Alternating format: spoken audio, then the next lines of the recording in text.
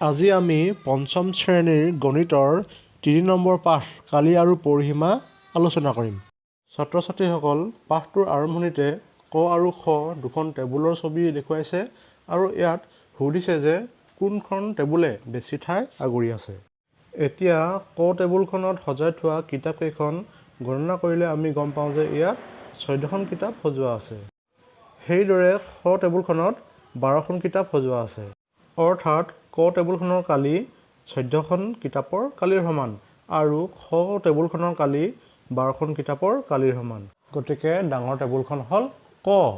ইয়াৰ পৰা এয়াই বুজা গ'ল যে কালি বুলিলে এটা বস্তুৰ এখন পিঠিয়ে আগুৰি লোৱা ঠাইখিনিকে বুজায়। এতিয়া আমি আয়তৰ কালি মানেনো কি বুজিবলৈ চেষ্টা কৰিম। এই আয়তটোৰ কালি উলিয়াবলৈ হ'লে আয়তটোৱে আগুৰি লোৱা সম্পূৰ্ণ ঠাইখিনিকে পৰিমাপ কৰি উলিয়াব লাগিব।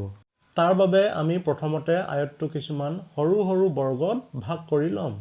আয়তটোৰ প্ৰস্থ যদি 5 চেণ্টিমিটাৰ হয় তেতিয়াহ'লে আমি আয়তটো পথালিকৈ সমান সমান 5 ভাগ কৰিম। আৰু আয়তটোৰ দিশ যদি 4 চেণ্টিমিটাৰ হয় তেতিয়াহ'লে আমি আয়তটোৰ দীঘলে সমান সমান 4 ভাগ কৰিম। এতিয়া ইয়াত থকা সৰু সৰু বৰ্গকেইটা গণনা কৰি গম পালোঁ যে ইয়াত 1 চেণ্টিমিটাৰ দৈৰ্ঘ্যৰ 20টা বৰ্গ আছে। অৰ্থাৎ এই আয়তটোৰ কালি হৈছে 20 বৰ্গ চেণ্টিমিটাৰ।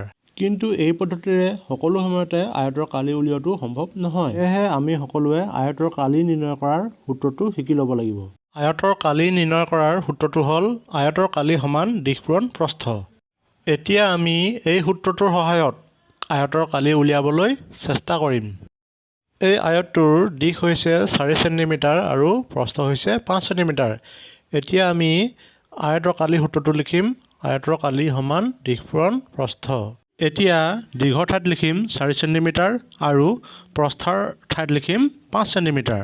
এতিয়া 4 আৰু 5 পূৰণ কৰিলে হ'ব 4 5 গুণ 20 আৰু এককটো লিখিম বৰ্গ চেণ্টিমিটাৰ। অৰ্থাৎ এই আয়তটোৰ কালি হৈছে 20 বৰ্গ চেণ্টিমিটাৰ। তোমালোকে মনত থ'বলগীয়া কথাটো হ'ল যে যদিহে আয়তটোৰ দিশ আৰু প্ৰস্থ চেণ্টিমিটাৰ দিয়া থাকে তেতিয়াহ'লে কালিৰ একক হ'ব বৰ্গ চেণ্টিমিটাৰ।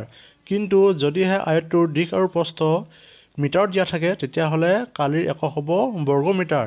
সেইদৰে আয়তটোৰ দিশ আৰু প্ৰস্থ যদি কিলোমিটাৰত দিয়া থাকে তেতিয়াহ'লে আয়তটোৰ কালিৰ একক হ'ব বৰ্গ কিলোমিটাৰ।